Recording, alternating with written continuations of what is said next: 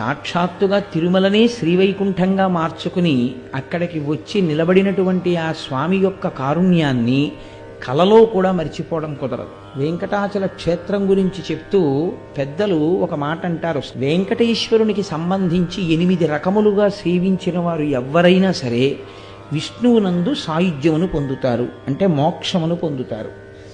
అది వెంకటేశ్వర స్వామి వారిని ప్రత్యక్షముగా పూజించగలగడం, అంటే ఆయనని ఒక మూర్తిలోకి ఆవాహన చేసి అది ఫోటో అన్న భావనతో, అది ఒక మూర్తి అన్న భావనతో కాకుండా ఈయనే శ్రీ వెంకటేశ్వరుడు అన్న భావనతో సేవించగలుగుట.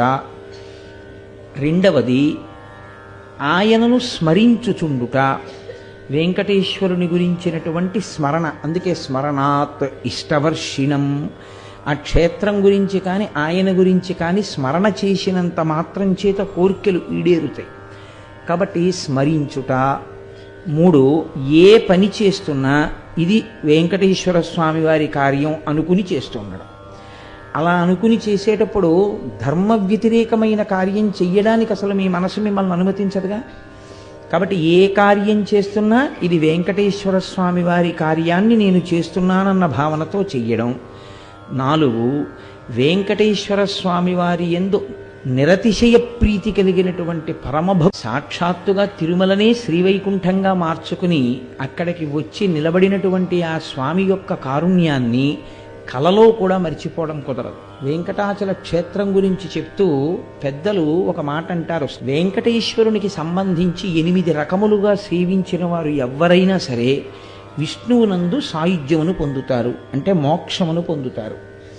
అది వెంకటేశ్వర స్వామి వారిని ప్రత్యక్షముగా పూజించగలగడం, అంటే ఆయనని ఒక మూర్తిలోకి ఆవాహన చేసి అది ఫోటో అన్న భావనతో, అది ఒక మూర్తి అన్న భావనతో కాకుండా ఈయనే శ్రీ వెంకటేశ్వరుడు అన్న భావనతో సేవించగలుగుట.